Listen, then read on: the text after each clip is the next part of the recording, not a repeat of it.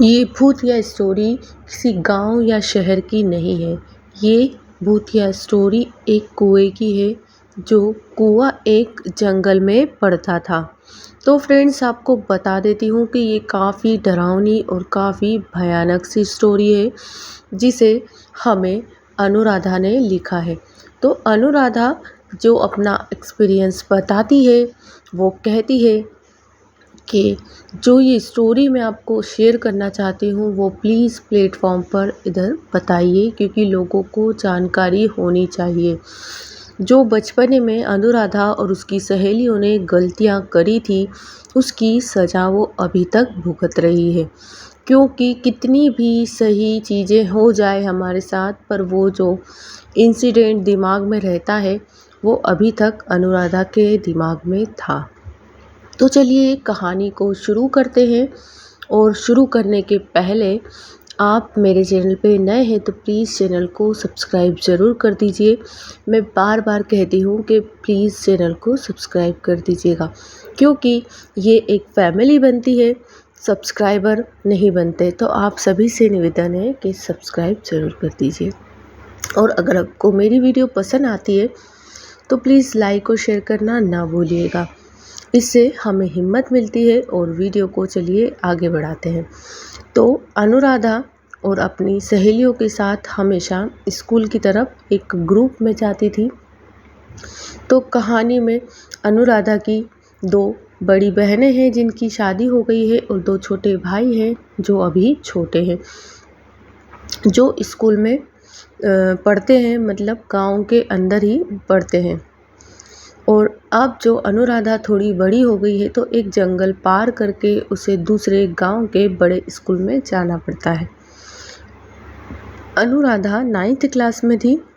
वो बताती है कि 9th क्लास में काफ़ी समझदार हो जाते हैं हम, और एक मैच्योरिटी आ जाती है। तो उस समय दिमाग में इस तरीके की कहानियाँ रहती हैं कि ये सब चीज़ें तो हम बड़ों से भी ज़्यादा अच्छे से कर सकते हैं।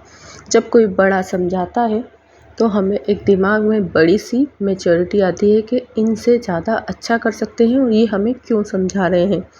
जो एडवांस वाली होती है वो उस तरीके की दिमाग में आ जाती है। अब अनुराधा के भी माइंड में इस तरीके की ये चीज़ें सेट थी।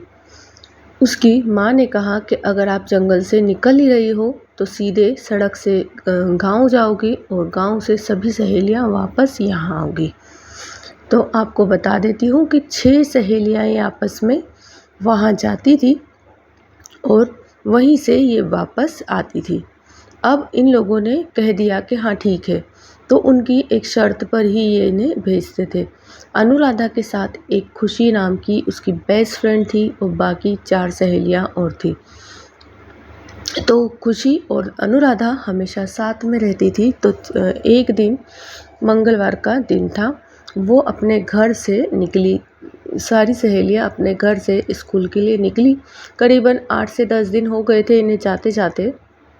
अब इनके माइंड में क्लिक हुआ कि क्यों ना आज हम छुट्टी बना लेते हैं, और आज जो ये जंगल है जहाँ पर हमारे पेरेंट्स हैं, हमें आने की इजाज़त नहीं देते हैं, हम इसे एक बार देख लेते हैं। तो विज़िट करने के लिए वहाँ रुक गई, और उस तरीके से देखना करना उन्हें अच्छा लगता था, अनुराधा और खुशी को। तो जो 4 सहेलियाँ थी, उन्होंने साफ साफ मना कर दिया कि अगर मेरे पेरेंट्स को पता चल गया हमारे, तो जो हम स्कूल आ रहे हैं वो भी नहीं आएंगे, हमारी छुट्टी हो जाएगी अच्छी लंबी। तो वो लड़कियां डर के मारे स्कूल चली जाती हैं। अब अनुराधा और उसकी सहेली खुशी, ये दोनों जंगल में ही इसी तरीके से घूमती रहती हैं। तो उन लोगों को कई अच्छी अच्छी चीज़ें भी मिलती है, मीन्स के कुछ वेजिटेबल्स जो उन लोगों ने देखी भी नहीं होगी, या फिर जो काफ़ी महंगी आती है, वहाँ पर वो इस तरीके से पड़ी रहती थी। क्योंकि वो जंगल में लोग घबराते थे कि बड़े बड़े इंसिडेंट हो चुके हैं, तो वहाँ पर गांव के लोग काफ़ी नहीं आते थे। अब उस लड़की ने जाकर, अनुराधा और खुशी ने जाते जाते जाते काफ़ी लंबा सफ़र तय कर लिया, और वहाँ पर एक झोपड़ी दिखी उन्हें। तो उन लोगों ने सोचा कि यहाँ इतने जंगल में ये झोपड़ी में रहता कौन होगा। तो उसने यकीन नहीं मानिए, वो झोपड़ी अभी भी उसे नज़र आती है। वो कहती है कि इतनी भयानक अंदर से और इतनी डरावनी सी झोपड़ी मैंने कभी नहीं देखी। अब वो गेट को खोलती है और खोलने के बाद हर जगह उसे कंकाल नज़र आते हैं लटके हुए। तो वो कहती है कि ये कोई साधारण सी झोपड़ी नहीं है। अब वो घबराने लगती है, तो खुशी से कहती है कि यहाँ से प्लीज़ चलो। खुशी कहती है मुझे बहुत ज़ोर से प्यास लग रही है, अगर मैंने पानी नहीं पिया तो मैं आगे नहीं बढ़ पाऊँगी, क्योंकि उसे अस्थमा की बीमारी थी और वो एकदम सांस लेने लगी थी। काफ़ी दूर तक आ गई थी चलकर और जंगलों में उसे काफ़ी घबराहट होती थी। तो उसने कहा ठीक है। अब सामने कुआँ था, तो उन लोगों ने कुएं के पानी को देखा पहले। तो जब उन्होंने बताया कि जब हमने उस कुएं के पानी को देखा तो वो काफ़ी साफ़ था, बिल्कुल साफ़, क्योंकि हमें पानी की प्यास लगी थी। अब खुशी को अनुराधा ने पानी खींच कर दिया। वहाँ पर एक छोटा सा डब्बा लगा था, वो भी बिल्कुल साफ़ था। उसका कहना था कि ऐसा लग रहा था कि कोई पानी डेली वहाँ से निकालता है, और वो डब्बा भी इतना साफ़ था कि डेली उसे किसी ने धोया हो। तो वो उसने फटाफट से उसे पानी निकाल कर दे दिया। अब उसने पानी पी लिया, खुशी ने भी और अनुराधा ने भी। अब वो थोड़ी सी आगे गए थे कि जो अनुराधा थी उसका कुछ बैग वगैरह वापस से कुएं के इधर ही छूट गया था, तो वो वापस लेने आती है। अनुराधा और खुशी को वहीं खड़ा कर देती है और वो वापस लेने आती है।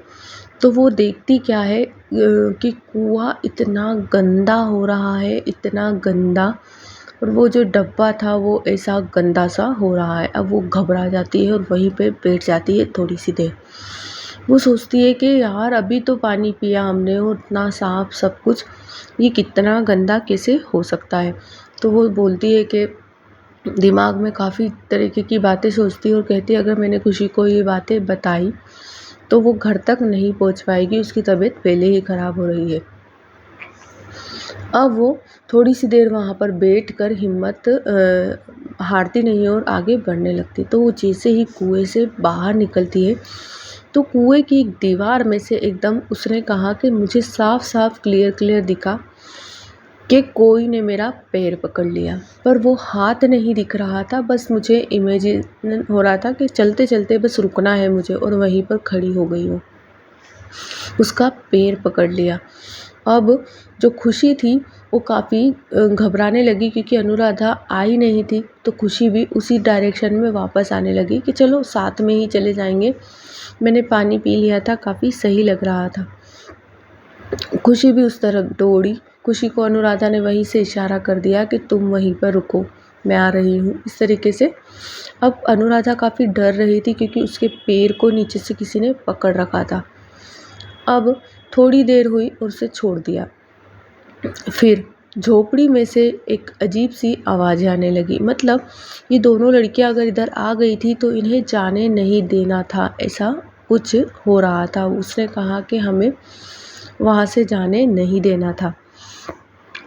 अब अनुराधा और खुशी काफ़ी घबराने लगी और वहाँ झोपड़ी में से ज़ोर ज़ोर से चीखने की, चिल्लाने की आवाज़ें आने लगी। तो वहाँ पर देखने के लिए ये लोग नहीं जा रही थी, क्योंकि इन्होंने पहले ही देख चुकी थी कि वहाँ पर काफ़ी डरावनी से कंकाल खड़े हुए थे। वो इंसानों के ही थे पर काफ़ी डरावने थे।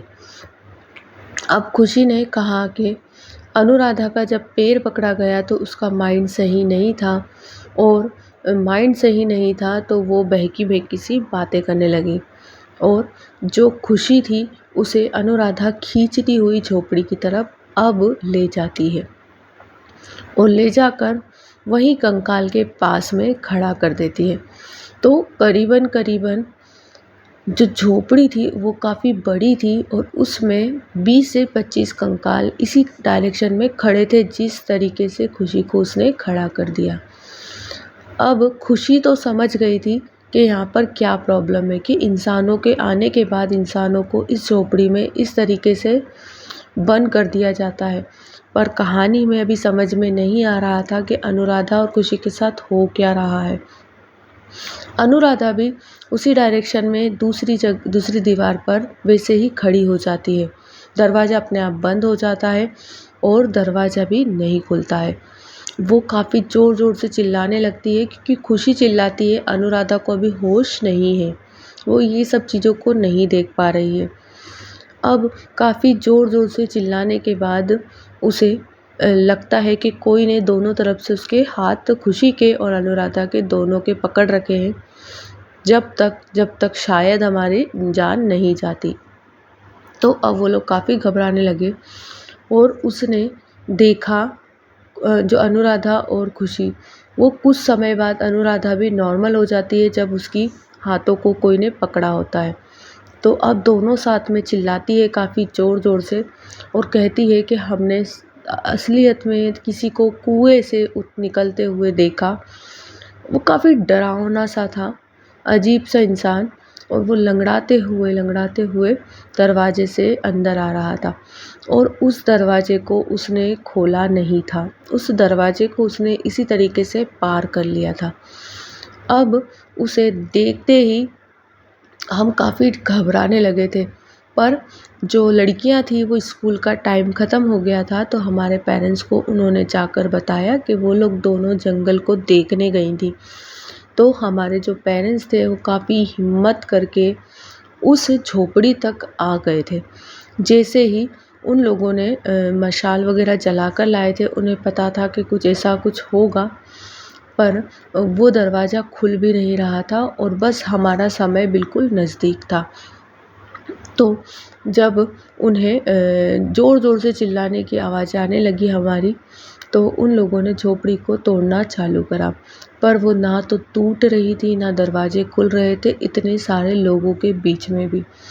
पर वो कंडीशन के बाद उसने दरवाज़ा खोल दिया और हम दोनों को इस तरीके से कचरे जैसा फेंक दिया दरवाजे से बाहर।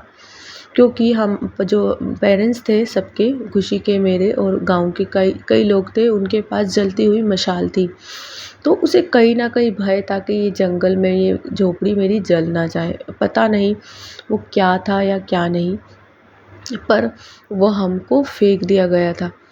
फिर फेंकने के बाद उन लोगों ने मशाल को वहीं पर छोड़ा कि इस झोपड़ी को अब जला देते हैं, पर वो एक बाउंड्री सी बन जाती है, वहाँ तक पहुँचते ही मशाल नहीं जली और उसका भय भी ख़त्म हो गया। फिर हमें लगा कि नहीं, इसने हमें उस भय से नहीं फेंका है कि इसकी झोपड़ी जल जाएगी।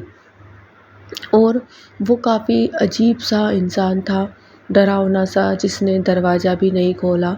वो गेट के अंदर इसी तरीके से एंटर हो गया था। तो हम सोच रहे थे कि नॉर्मल कोई नहीं है, ये एक जो डायन या उस तरीके से इंसान होता है ना, वो था, जो भूत प्रेत और इस तरीके से बना हुआ अजीब सा। फिर हमें पूरा यकीन हो गया कि हमारे साथ काफ़ी ज़्यादा गलत हुआ है। फिर मम्मी पापा जो भी वहाँ पहुँचे थे, उन लोगों ने हमें ले जाकर सीधा हनुमान जी के मंदिर में ही छोड़ा और वहाँ हमारे धागे वगैरह बंधे, पूजा हुई। उसके बाद भी अभी तक अनुराधा कहती है कि मैं 28 साल की हो गई हूँ, पर ये कहानी को नहीं भूलती हूँ। वीडियो अगर पसंद आए तो लाइक और शेयर करना ना भूलिए, सब्सक्राइब करना ना भूलिए। Thanks for watching.